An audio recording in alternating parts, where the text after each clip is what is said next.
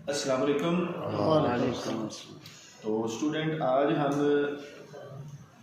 आज की क्लास में पढ़ेंगे बर्क़ की मिक़दारें और पैमाइशी आलात के बारे में डिस्कस करेंगे। ठीक है, बर्क़ का मतलब है, बर्क़ जो है हम उर्दू में बर्क़ भी कहते हैं, बिजली भी कहते हैं, यानी कि इंग्लिश में इलेक्ट्रिसिटी की जो रॉ है, ठीक है, उसको बर्क़ या बिजली कहते हैं। ठीक है, तो बिजली जो है, बिजली क्या है या बिजली किसे कहते हैं, इसमें आज हम शॉर्टली जो है वो बिजली के बारे में जो है वो डिस्कस करेंगे। ठीक है,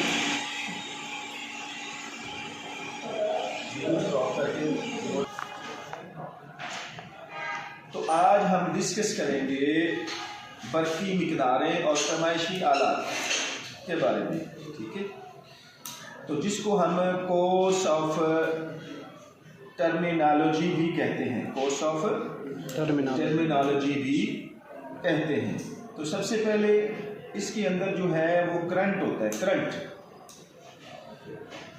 करंट की डेफिनेशन क्या है, इसको आप लिखेंगे भी, याद भी करेंगे कि करंट किसे कहते हैं और करंट की क्या डेफिनेशन है। ठीक है, तो करंट जो बेसिकली चीज होता है वो होता है इलेक्ट्रॉन के बहाव, यानी कि जब आप ये बिजली कैसे बनती है, उसको कैसे बनाया जाता है, ठीक है, उस सारे प्रोसेस को पढ़ेंगे ना, तो फिर आपको उसमें इलेक्ट्रॉन का भी पता चलेगा कि इलेक्ट्रॉन क्या चीज़ होती है। ठीक है, वो भी डिस्कस करेंगे हम।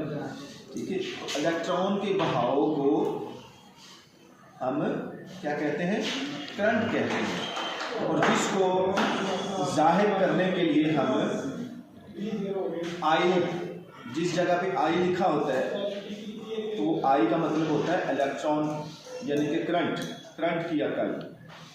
ठीक है, तो आई से हम करंट को जाहिर करते हैं। ठीक है, तो सेकंड नंबर पे हमारे पास आता है रेजिस्टेंस। क्या आता है? रेजिस्टेंस। तो ये किसी भी मटेरियल के अंदर करंट के बहाव में रुकावट पैदा करने की सलाहियत को रेजिस्टेंस कहते हैं। दोबारा फिर सुन लें कि किसी भी मटेरियल के अंदर करंट के बहाव में रुकावट पैदा करने की सलाहियत को रेजिस्टेंस कहते हैं। तो इसको हम आर से जाहिर करते हैं। इंग्लिश का लफ्ज़, कैपिटल लफ्ज़ जो है आर फॉर रेजिस्टेंस, तो आर से हम इसको जाहिर करते हैं। करंट को हम आई से जाहिर करते थे और इसको रेजिस्टेंस यानी कि मुज़ाहमत को हम आर से जाहिर करते हैं। ठीक है, इसके बाद थर्ड नंबर पे हमने जो डिस्कस करना है वो है इलेक्ट्रिक प्रेशर। तो इलेक्ट्रिक प्रेशर की डेफिनेशन आप इस तरह से लिखेंगे कि ऐसा दबाव जो इलेक्ट्रॉन को सर्किट में बहने पर मजबूर करे, उसको इलेक्ट्रिक प्रेशर कहते हैं। यानी कि इलेक्ट्रॉन को सर्किट के अंदर चलने पर, बहने पर मजबूर जो चीज़ करती है उसको प्रेशर कहते हैं। किस चीज़ का प्रेशर? इलेक्ट्रिक प्रेशर, यानी कि बिजली का प्रेशर, इलेक्ट्रिसिटी का प्रेशर, तो उसको इलेक्ट्रिक प्रेशर कहा जाता है। और इस इलेक्ट्रिक प्रेशर को हम ई, इंग्लिश का लफ्ज़ वर्ड है ई, यानी कि इलेक्ट्रिसिटी, इससे भी जाहिर करते हैं, और वी, इंग्लिश के लफ्ज़, इंग्लिश का जो वर्ड है वी, तो उससे भी हम जाहिर करते हैं, यानी कि वोल्ट वगैरह। तो इलेक्ट्रिक प्रेशर यानी कि इलेक्ट्रिक प्रेशर जो है, इसको हम वी से भी, इसको हम V के साथ भी जाहिर करते हैं और E के साथ भी हम जाहिर करते हैं। ओके, तो द फोर्थ नंबर कॉन्सेप्ट जो है वो आपका है मूसल कंडक्टर। मूसल कंडक्टर यानी कि कंडक्टर क्या चीज़ होती है? कंडक्टर आपकी जो इलेक्ट्रिकल वायर होती है या इलेक्ट्रिकल केबल होती है आप जो यूज़ करते हैं, ठीक है, उसके अंदर जो कंडक्टर आपको मिलता है वो आपका सिल्वर का हो, वो आपका कॉपर का हो, वो आपका लोहे का हो, ठीक है, उसको कंडक्टर कहते हैं, उसको कंडक्टर कहते हैं। इसके बाद वाला जो हमारा कॉन्सेप्ट है वो ये है कि सेमी कंडक्टर यानी कि गैर मुसल और मुसल। उर्दू में हम इसको कहते हैं मुसल और गैर मुसल, यानी कि मुसल यानी कि कंडक्टर और सेमी कंडक्टर यानी कि गैर मुसल। इन दोनों में फ़र्क क्या है? इन दोनों में ये फ़र्क है कि जो आपका कंडक्टर है, कंडक्टर के अंदर से आपकी जो इलेक्ट्रॉन का बहाव है या इलेक्ट्रिसिटी की रो है, बरकी रो है, वो आसानी से गुजर जाती है, पास हो जाती है। तो उस कंडक्टर को हम यूज़ करते हैं इलेक्ट्रिसिटी के बहाव को गुजारने के लिए। और जो आपका सेमी कंडक्टर है यानी कि आपका मोसल कंडक्टर है यानी कि इंसुलेटर है, तो इंसुलेटर को या सेमी कंडक्टर को या आपके मोसल कंडक्टर को हम इस्तेमाल करते हैं जो कंडक्टर के अंदर बिजली की रो आपकी गुजर रही है उसकी प्रोटेक्शन के लिए, ताकि उस कंडक्टर को छूने के हमें करंट ना लगे, हमारा सर्किट शॉर्ट सर्किट ना हो, ठीक है, और हमें कोई जानी और माली नुकसान ना हो। तो उस सूरत में हम वो जो कंडक्टर है जिसके अंदर से बिजली की रो गुजरती है उसके ऊपर एज ए इंसुलेशन जो है, एज ए उसको प्रोटेक्ट करने के लिए हम उस गैर मुसल को यूज़ करते हैं, ठीक है। तो दोनों में फ़र्क क्या है? यानी कि आपकी इलेक्ट्रिकल वायर है, वायर के अंदर जो आपकी कॉपर की वायर है या आपकी सिल्वर की है वो कंडक्टर है, और उसके ऊपर जो इंसुलेशन है रबड़ की वो गैर मुसल है। तो मुसल और गैर मुसल दोनों साथ साथ हैं, तो फ़र्क आपको इतना ज़्यादा नहीं नज़र आएगा इसमें। यानी कि ऊपर वाली इंसुलेशन को गैर मुसल हम कहेंगे और अंदर जो उसका कंडक्टर है, जो वायर है वो आपकी वो कॉपर की वायर है या सिल्वर की है या लोहे की है, ठीक है, उससे बनी हुई है, तो वो आपका कंडक्टर है।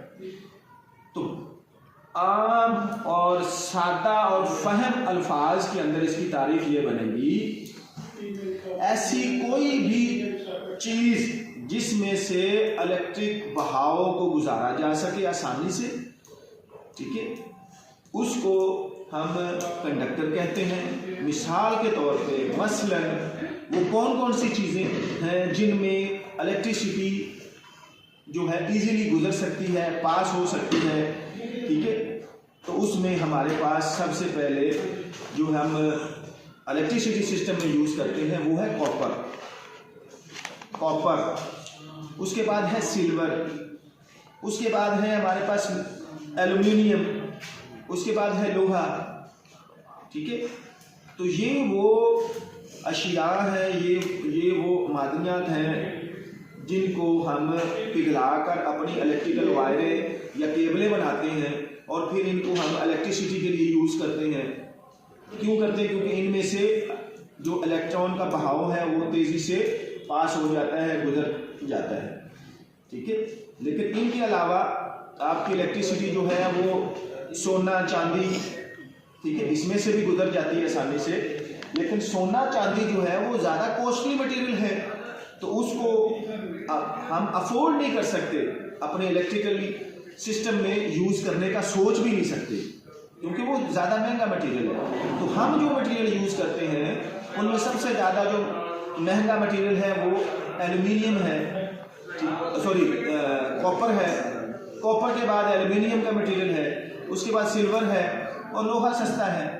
लोहे के ऊपर भी आजकल जो सस्ती वायरें हैं, लोहे की वायरों के ऊपर वायरनेस लगा के, तो वो भी मार्केट के अंदर उन्होंने केबल्स और वायर के अंदर डाली हुई है, लेकिन उनमें उतनी पावर नहीं होती जितनी पावर और जितनी इलेक्ट्रिसिटी जो की मिकदार जो है वो कॉपर से आपको मिलती है। तो सबसे बेस्ट जो आपका ऑप्शन है, सबसे बेस्ट ऑप्शन जो है या सबसे बेस्ट जो मटेरियल है आपका इलेक्ट्रिसिटी की बहाव को गुजारने के लिए वो कॉपर है, क्योंकि कॉपर से आपको 100% रिजल्ट मिलता है। ठीक है, सिल्वर में आपको करंट का बहाव पूरा नहीं मिलता, इसी तरह से लोहे में आपको पूरा नहीं मिलता। ठीक है, तो कॉपर की जो वायर आप इस्तेमाल करते हैं या कंडक्टर इस्तेमाल करते हैं उसमें 100% जो है वो रिजल्ट मिलने के चांसेस होते हैं। तो लगता है मैं समझ सकता हूँ कि आप लोगों को समझ आ गई होगी कंडक्टर और गैर कंडक्टर के अंदर क्या फ़र्क है। अब हम देखते हैं जो गैर मूसल है यानी कि सेमी कंडक्टर है, उनमें कौन कौन सी चीज़ें जो हैं वो शामिल होंगी। उनमें सबसे पहले आपकी रबड़ इंसुलेशन जो आपकी वायर के ऊपर लगी होती है, केबल के ऊपर लगी हुई होती है, वो गैर मूसल है, सेमी कंडक्टर है, यानी कि उसमें से बिजली आपकी नहीं गुजरेगी। ठीक है, तो इसी तरह से आप जो टूल इस्तेमाल करते हैं इलेक्ट्रिशियन के काम के लिए, जो आप टूल इस्तेमाल करते हैं, मिसाल के तौर पे वायर कटर है, केबल कटर है, प्लायर है, उसके ऊपर भी आप देखते हैं कि जनाब वो रबड़ की एक लेमिनेशन हुई है, तय लगी हुई है, तय चढ़ी हुई है। वो किस लिए? क्योंकि वो सेमी कंडक्टर है। वो जब आप हाथ में पकड़ के उससे काम करेंगे तो आपको इलेक्ट्रिक शॉक नहीं लगेगा। क्यों नहीं लगेगा? क्योंकि वो सेमी कंडक्टर है, अंदर उसके जो है कंडक्टर है, यानी कि लोहे की कोई चीज़ है, एल्युमिनियम की या सिल्वर की है, लेकिन उसके ऊपर आपकी एक फोल चढ़ा हुआ है सेमी कंडक्टर का, जिसकी वजह से इलेक्ट्रिसिटी जो है आपकी बॉडी तक जो है वो नहीं आ सकती, क्योंकि उसमें से पास नहीं होती, तो वो आपको सेफ रखता है। ठीक है, तो इसी तरह से लकड़ी है, खुशक लकड़ी भी आपका जो है वो सेमी कंडक्टर का काम करती है। उसके बाद प्लास्टिक है, प्लास्टिक में पॉलीथीन आ जाती है, फिर जो प्लास्टिक PVC जिससे कि आपका टेस्टर है या स्क्रू ड्राइवर है, उसकी बॉडी जो है वो प्लास्टिक की बनी हुई होती है, रबड़ नहीं आप उसको कह सकते, आप उसको प्लास्टिक ही कहेंगे। उसमें से भी जो आपकी इलेक्ट्रिसिटी है वो नहीं गुजर सकती, तो ये भी आपके सेमी कंडक्टर यानी कि गैर मूसल कंडक्टर है। ठीक है, तो याद रखिएगा हर एक इलेक्ट्रिशियन को कंडक्टर और सेमी कंडक्टर के बारे में उसके दिमाग में अच्छे से आइडिया होना चाहिए, ताकि खुदा ना खास्ता उसको काम करते हुए कभी करंट लगे और वो ऐसी चीज़ को हाथ डाले जिसको हम सेमी कंडक्टर के तौर पे हमने पढ़ा हो या हम उसको यूज़ कर सकें। मिसाल के तौर पे एक बंदे को करंट लग गया है, अब दूसरा उसका हेल्पर साथ में खड़ा है या कोई और, आप उस वहाँ से गुजर रहे हैं, तो आपने उसकी जान बचानी है। तो सबसे पहले तो आपको ये पता होना चाहिए कि मैंने इसकी जान बचानी है, तो मैंने कौन सी चीज़ उठा के उसकी जो हाथ है, उसकी हाथ को वायरों से हमने जुदा करना है। तो सबसे पहले तो आप उसकी कमीज़ को पकड़ेंगे, कमीज़ कहाँ से, उसका जो कपड़ा है वो कहाँ से पकड़ेंगे, जहाँ आपका हाथ उसकी बॉडी को टच ना हो जाए।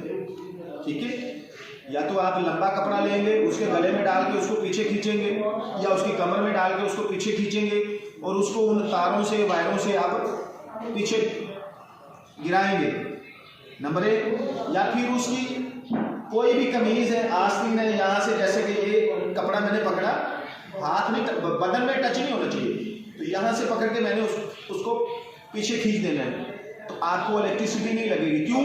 क्योंकि ये जो कपड़ा है ये भी सेमी कंडक्टर में आपका जो है आता है, सेमी कंडक्टर के जुमरे में आता है। कपड़े में भी इलेक्ट्रिसिटी नहीं दाखिल होती जब तक आपका हाथ उसकी बॉडी को ऐसे टच ना हो जाए। ठीक है, दूसरी चीज, आप लकड़ी उठाएंगे, खुश्क लकड़ी उठाएंगे, गीली लकड़ी नहीं उठाएंगे, उसकी मदद से उसको आप छुड़वा सकते हैं। प्लास्टिक का, रबड़ का कोई चीज लेंगे, वो उसके हाथ में मार के तो उसको आप दूर कर सकते हैं।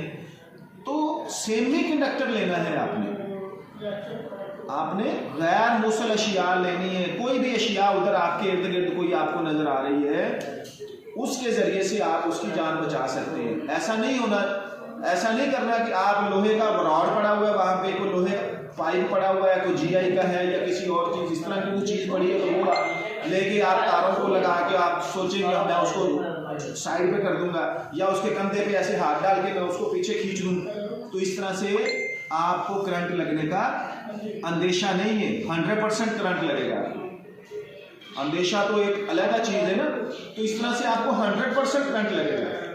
ठीक है, अंदेशा तो कहते हैं कि लग भी सकता है, नहीं भी लग सकता, अंदेशा उस जुमरे में आता है। लेकिन इस तरह से अगर आप उसको डायरेक्ट बॉडी से पकड़ के खींचेंगे या आप किसी लोहे वाली चीज से उसको पकड़ के मारेंगे उसके हाथ में, तो करंट आप में के अंदर भी आ जाएगा। क्यों आ जाएगा? क्योंकि वो कंडक्टर है, उसमें से आसानी से करंट पास होता है।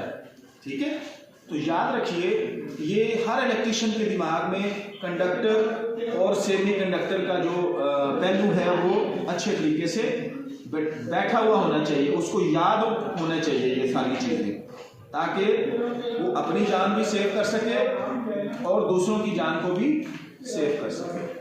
ठीक है, समझ आ गई सबको? आवाज नहीं आई? जी सर।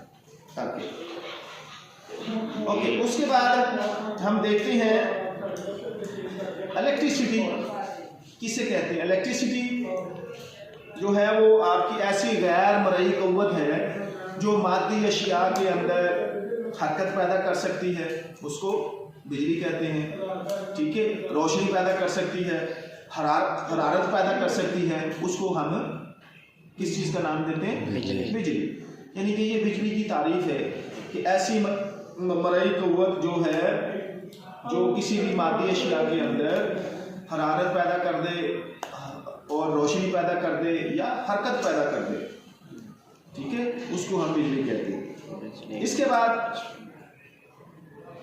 इलेक्ट्रिसिटी या बिजली जो है ये हम अपने घरों में नॉर्मली जो है ना 2 किस्म की यूज करते हैं।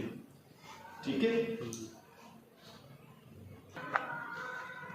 तो हमारे घरों के अंदर कोई भी आपका डेलीगेशन आता है सऊदीया से, दुबई से, किसी भी कंट्री से आता है, तो इलेक्ट्रिशियन से सबसे पहला वो सवाल करता है कि जी आप क्या काम करते हैं? वो कहता है जी आई एम इलेक्ट्रिशियन। ठीक है, आई एम इलेक्ट्रिशियन। ओके, वो कहता है कि एज ए इलेक्ट्रिशियन आपने क्या क्या काम किया? तो आप कहते हैं मैंने घर की वायरिंग की है जनाब, कंड्यूटिंग की है, मैंने झलियाँ लगाई हैं, मैंने बॉक्स फिट किए हैं, मैंने DB लगाई है, मैंने मीटर का कनेक्शन कर लेता हूँ। यानी कि आप सारा काम उसको बताते हैं। तो फिर वो आपसे पूछता है ओके ये सारा काम आप कर लेते हैं, मुझे ये बताएं कि घर के अंदर जो है, किसी भी घर के अंदर, ठीक है, या किसी भी फैक्ट्री के अंदर आप कितनी किस्म का करंट जो है वो यूज़ करते हैं, यानी कि बिजली की अक़साम के बारे में पूछता है। ठीक है, यानी कि बिजली कितनी किस्म की आप जो है इस्तेमाल करते हैं। तो याद रखिए 2 किस्म की बिजली आप इस्तेमाल करते हैं, कमर्शियल और हाउस लेवल पे और कमर्शियल लेवल पे जो आप 2 किस्म की बिजली इस्तेमाल करते हैं, जिसके अंदर हमारे पास जो पहला ऑप्शन होता है वो होता है अल्टरनेटिव करंट का। ठीक है, कौन सा होता है? अल्टरनेटिंग करंट हम यूज़ करते हैं। अल्टरनेटिंग करंट जो होता है वो हम खुद से प्रोड्यूस नहीं करते, वो हमारे पास आती है हमारी जो उस कंट्री की, जैसा कि सऊदीया दुबई के अंदर बल्दिया प्रोवाइड करती है, लेकिन पाकिस्तान के अंदर ये प्राइवेट कंपनीज हैं, जैसा कि अपना गैमको है, ठीक है, और मुख्तलिफ कंपनीज हैं, जैसे कराची के अंदर अलग है, पंजाब के अंदर अलग है, हर सूबे के अंदर अलग अलग कंपनीज को जो है वो कॉन्ट्रैक्ट दिए गए हैं। तो हमारे इस एरिया के अंदर जो है वो गैपको है, यानी कि गुजरांवाला डिवीज़न के अंदर जो है वो गैपको आपको जो है वो इलेक्ट्रिसिटी मुहैया करती है। तो उनकी ग्रिड स्टेशन से जो लाइनें आपके एरिया के अंदर आती हैं, ठीक है, तो बाहर आपके घर के बाहर पोल लगा हुआ होता है, उसके ऊपर जो है किसी के ऊपर 2 तारें होती हैं और किसी के ऊपर 4 तारें होती हैं। जो 4 तारें लेके जाते हैं, ठीक है, उसके अंदर अमूमन जो है वो डबल लाइन होती है, ठीक है। और जहाँ पे 2 तारें आपको नज़र आती हैं वो सिल्वर की, वहाँ पे सिंगल लाइन आ रही होती है, ठीक है। तो ग्रिड स्टेशन से जो पावर आती है वो आपकी जो गांव के अंदर या शहर के अंदर ट्रांसफार्मर लगा होता है वहाँ पे वो आती है, वहाँ से फिर आगे वो डिस्ट्रीब्यूट करते हैं, ठीक है। और उसके साथ ही वहाँ पे अर्थिंग की वायर भी लगाई जाती है। तो उसके बाद वहाँ पोल के साथ भी अर्थिंग वायर लगी होती है और आपका जो मीटर होता है मीटर के साथ भी अर्थिंग वायर नस्ब की होती है। लेकिन आजकल वो सिर्फ अर्थिंग मीटर वाली तो अर्थिंग ख़त्म कर दी, पावडा वालों ने लगा ही नहीं रहे, ठीक है। लेकिन पोल वाली अर्थिंग जो है वो लगाई गई है। अर्थिंग लगाने का मकसद क्या होता है कि बारिश के सीज़न में आपका वो जो पोल है वो शॉर्ट सर्किट पैदा ना करे, वहाँ पे किसी जानवर की या इंसान की मौत वाक़या ना हो जाए करंट लगने की वजह से, ठीक है। तो इसलिए वो अर्थ सिस्टम जो है वो बनाया जाता है, ठीक है। तो अर्थिंग के बारे में हम बाद में डिस्कस करेंगे। तो वो जो पोल है उस पोल से आपको वागड़ा वाले जो हैं वो न्यूट्रल फेस का कनेक्शन देते हैं और वो तार आपके घर के बाहर तक लगा के चले जाते हैं, ठीक है। तो मीटर इंस्टॉल कर देते हैं, मीटर की एक साइड पे वो लोग जो है वायरें लगा के चले जाते हैं, तार लगा के चले जाते हैं, यानी कि न्यूट्रल को न्यूट्रल वाले हिस्से में, फेस को फेस वाले हिस्से में लगा के चले जाते हैं। अब जो कनेक्शन आप लेते हैं वो भी 2 किस्म का कनेक्शन होता है, यानी कि हाउस के लिए आप single phase current circuit use करते हैं या फिर आप 3 फेस यूज करते हैं। लेकिन कमर्शियल के लिए तो 3 फेस मस्ट है। आप दुकान के लिए या किसी और चीज़ के लिए लगा रहे हैं तो वहाँ पे आपका 3 फेस मीटर ही लगेगा, ठीक है।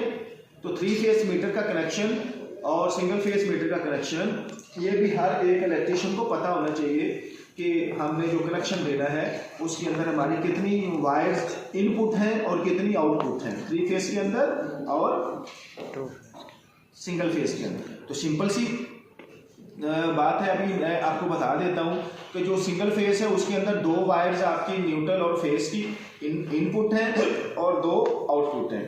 तो इसी तरह से जो 3 फेस है, 3 फेस के अंदर आपके 3 तो फेस आएंगे, एक साथ में न्यूट्रल भी आएगी, तो 4 इनपुट होगी, 4 आउटपुट होगी, ठीक है। तो उसमें टोटल 8 वायर्स लगेंगी और सिंगल फेस में आपकी 4 वायर्स लगेंगी, ठीक है। तो ये जो आप पावर लेते हैं वागड़ा के पोल से, इसको हम कहते हैं अल्टरनेटिव करंट। इसको क्या कहते हैं? अल्टरनेटिव करंट कहते हैं। और ये जो करंट है इसकी जो तारीफ हम अगर करते हैं कि अल्टरनेटिव करंट ऐसा करंट होता है कि जिसकी इलेक्ट्रॉन्स जो है वो अपनी स्ट्रेंथ लम्हा ब लम्हा चेंज करते रहते हैं और इसकी जो रॉ है, इसकी रॉ को, इसकी जो रफ्तार है, इसकी जो लहर है, उसको मापने के लिए हमने डीवी के अंदर एम्पेयर मीटर्स, वोल्ट मीटर लगाए हुए होते हैं, ठीक है। इससे आज का जो दौर गुजर रहा है, इससे पहले हम लगाते थे एनालॉग मीटर, यानी कि वो कांटे वाला, सुई वाला जो मीटर होता था वो लगाते थे। आजकल डिजिटल मीटर आ गया है। डिजिटल मीटर के अंदर आपको उसकी परसेंटेज लिखी हुई मिल जाती है कि जी अभी 220 वोल्ट है, अभी 218 है, अभी 230 है, अभी 225 है, अभी ये 219 है, ठीक है। यानी कि वो परसेंटेज आपको हिस्सों में लिखी हुई नजर आ जाती है, ठीक है। तो एम्पेयर भी इसी तरह से लिखे हुए आ जाते हैं कि जी अभी इसमें 10 एम्पेयर है, अभी इसमें 20 है, अभी इसमें 30 है, अभी इसमें कितने एम्पेयर करंट है। तो वोल्ट भी आपको लिखे हुए आ जाते हैं, ठीक है, कि अभी इसके अंदर इतने वोल्ट हैं, अभी इसके अंदर इतने वोल्ट हैं। तो यानी कि अगर आप एम्पेयर मीटर आपने लगाया है तो वो मीटर आपको एम्पेयर बताएगा, अगर आपने वोल्ट मीटर लगाया हुआ है तो वो वोल्ट बताएगा आपको, ठीक है। तो उसकी मदद से हमें पता चलता है कि हमारी जो अल्टरनेटिंग करंट है वो लम्हा ब लम्हा अपनी सिमत को चेंज करता है, उसकी मिकदार में भी फर्क पड़ता है, यानी कि उसकी जो मिकदार है वो भी कम ज़्यादा होती है और सिमत भी चेंज करता है और वो इस तरह से चलता है, इस तरह से, यानी कि जिग-जैग होकर चलता है, कभी ऊपर कभी नीचे। तो इस तरह के करंट के बहाव को हम अल्टरनेटिंग करंट कहते हैं। ठीक है। और ये हमें वापडा से वसूल होती है, वापडा से लेके हम कनेक्शन जो है वो अपना इलेक्ट्रिसिटी सिस्टम जो है वो चलाते हैं। अल्टरनेटिंग करंट को जो है ये कभी पॉजिटिव से नेगेटिव की तरफ चलता है और कभी नेगेटिव से पॉजिटिव की तरफ चलता है। तो ऐसे करंट को हम एसी करंट यानी कि अल्टरनेटिंग करंट कहते हैं। इसके मुकाबले में हम जो दूसरा करंट हम इस्तेमाल करते हैं घर के अंदर, जिस वक्त हमारी एसी करंट की लाइन ऑफ हो जाती है, यानी कि वापडा वाले हमारी बिजली को पीछे से ऑफ कर देते हैं, उस वक्त हम अपनी जो प्रोडक्शन हमने शुरू की हुई है घर के अंदर, जो हम खुद से प्रोड्यूस कर रहे हैं बिजली, फिर हम उसको जो है वो घर के अंदर ऑन कर देते हैं। ठीक है। तो उसको ऑन करने के लिए हमने एक सिस्टम बनाया होता है, अपनी डीबी के साथ एक चेंज ओवर लगाया हुआ होता है। अभी तो डिजिटल चेंज ओवर आ गए हैं, पहले जो है वो लीवर वाले चेंज ओवर थे, तो उनको हमें खुद से चेंज ओवर करना पड़ता था। लेकिन अब जो डिजिटल चेंज ओवर आ गए हैं, अब उनको हमने ऑटो पे किया हुआ है। ठीक है। उनके साथ रिले और कंडक्टर से लगा के, ठीक है, तो वो ऑटो पे है। वापडा चली जाती है तो हमारा जो डीसी करंट है वो चालू हो जाता है, जैसे ही वापडा आती है तो डीसी करंट हमारा ऑफ हो जाता है। ठीक है। तो पहला था एसी करंट, अल्टरनेटिव करंट, जो हमने वापडा से लिया था। अब है डीसी करंट। डीसी करंट के अंदर हमारे पास जो हम खुद से प्रोड्यूस कर रहे हैं, उसमें हमारे पास 3 ऑप्शन है। या तो हम जनरेटर से उसको प्रोड्यूस कर रहे हैं, जनरेटर से, और या फिर हमने यूपीएस लगाया हुआ है, या फिर हमने सोलर लगाया हुआ है। तो इन तीनों सूरतों में जो है वो हम बैटरी से करंट जो है, यूपीएस भी बैटरी को चार्ज करता है और सोलर भी बैटरी को चार्ज करता है। डायरेक्ट भी हम इसको यूज करते हैं, लेकिन जब रात को, मिसाल के तौर पे भी सोलर रात को प्लेट्स काम नहीं करती, तो फिर हमारे पास जो बैटरी के अंदर जो करंट महफूज होता है वो हम रात को यूज करते हैं। इसी तरह से यूपीएस जो है, जब लाइट आपकी आ जाती है तो वो यूपीएस बैटरियों को चार्ज करना शुरू कर देता है। ठीक है। और जब लाइट चली जाती है तो फिर वही यूपीएस उन बैटरियों से, जो उसने पहले स्टोर की होती है लाइट, वो बैटरियों से लेके तो बिल्डिंग को वो जो है चलाना शुरू कर देता है। तो ये जो बैटरियों वाला करंट है हमारा, जो जनरेटर, यूपीएस और सोलर से हम हासिल करते हैं, इसको हम डीसी करंट कहते हैं, यानी कि डायरेक्ट करंट। यानी कि ये अपनी मिकदार और ये अपनी सिम्मत जो है चेंज नहीं करता। ठीक है। इसने आपको डायरेक्ट करंट देना है। बात समझ आ रही? ये आपने आपका जो है ये डायरेक्ट करंट है। ठीक है। और एसी करंट जो है वो 220 आपका जो है वो चलता है। एक्चुअली 230 होता है, लेकिन हमारे पास यहाँ पे 220 से कभी ज़्यादा मिला ही नहीं हमें। ठीक है। तो वो 220 ही रह गया, लेकिन इलेक्ट्रिकल की थ्योरी के अंदर ये 230 है। जितने भी फार्मूले आपके इलेक्ट्रिकल सिस्टम के सवालों को सॉल्व करने के लिए इस्तेमाल होते हैं, उसके अंदर 230 ही यूज होता है। ठीक है। तो याद रखिएगा, असल ये 230 है, लेकिन हमने ऑलमोस्ट इसको 220 ही कर दिया, क्योंकि हमारे पास 219, 218, 220, 221 इसके राउंड बोर्ड ही करंट जो है वो मिलता है। ठीक है। और जो आपका डीसी है वो 12 वोल्ट होता है। डीसी कौन सा है? 12 वोल्ट। ठीक है। 12 वोल्ट आपका डीसी है। तो याद रखें, ये डीसी का वो पूछ भी लेता है कि डीसी कितने वोल्ट है और एसी कितना वोल्ट है। तो ये 220 और 12 वोल्ट का भी आपको पता होना चाहिए, इनके बहाव का भी आपको पता होना चाहिए। ठीक है। और इसी तरह से इनका फ़र्क भी आपको पता होना चाहिए कि वो हम हासिल कैसे करते हैं। ठीक है। ओके। तो ये तो थे हमारे इलेक्ट्रिसिटी के मुतल्लक चंद मालूमात जो हमने आपके साथ डिस्कस की हैं, और ये हर इलेक्ट्रिशियन के दिमाग में ये चीज़ें प्रॉपरली बैठी हुई होनी चाहिए। उसको पता होना चाहिए कि इलेक्ट्रिक प्रेशर क्या होता है, बिजली क्या होती है, और उसके बाद करंट किसे कहते हैं। ठीक है। इलेक्ट्रॉन क्या होता है, और उसके बाद इंसुलेशन या इंसुलेटर या गैर मुसल क्या होता है, मुसल क्या होता है, और एसी करंट किसे कहते हैं, डीसी करंट किसे कहते हैं। ठीक है। तो ये सारी चीज़ें डिस्कस करने का मकसद ये है कि आपको बेसिक चीज़ें जो हैं वो भी पता होनी चाहिए। जब आप करंट के अंदर हाथ डालें, आप बिजली के काम में अब हाथ आप डालें, तो आपको उस चीज़ के बारे में पता होना चाहिए। ठीक है, ओके। तो कल के जो हमारा कल का जो कॉन्सेप्ट है उसके अंदर हम सर्किट को जो है ना वो डिस्कस करेंगे। सर्किट्स, इलेक्ट्रिकल सर्किट्स, ठीक है, इलेक्ट्रिकल सर्किट्स को हम डिस्कस करेंगे कि हमारे इलेक्ट्रिकल सिस्टम के अंदर हम कितने किस्म के सर्किट्स जो है वो यूज़ करते हैं। सर्किट्स बेसिकली होता क्या है? सर्किट होता है कि आप कोई सर्किट बनाते हैं, मिसाल के तौर पे किसी फैन का है या किसी बल्ब का है, तो उसमें सर्किट जो है वो कैसे काम करता है? सर्किट काम करता है कि आपने पावर ली डीबी से और फिर आगे आपने उसको स्विच के अंदर ट्रांसफर किया, फिर उस स्विच ने उस चीज़ को चलाया, चलाने के बाद वो न्यूट्रल से होके वापस जो है वो आपकी वापस चली गई। ठीक है, तो इसी तरह से वो सर्कल जो है वो सर्किट के अंदर आपकी इलेक्ट्रिसिटी जो है वो चलती रहती है। ठीक है, तो वापस वो न्यूट्रल से होके तो बैटरियों की तरफ आपकी वो चली जाती है। इस चीज़ को सर्किट कहते हैं। ठीक है, तो अब कल हम डिस्कस करेंगे आपके सर्किट्स के बारे में, जिसके अंदर हमारे पास पैरेलल सर्किट है और ओपन सर्किट है, क्लोज सर्किट है। ठीक है, और उसके बाद सीरीज सर्किट है, ठीक है, शॉर्ट सर्किट है, क्लोज सर्किट है। तो ये सारे सर्किट जो है ये हम कल डिस्कस करेंगे। ठीक है, आज के लिए इतना काफ़ी है, बाकी कल इंशाल्लाह इन सर्किट्स के ऊपर जो है वो बात होगी। ओके।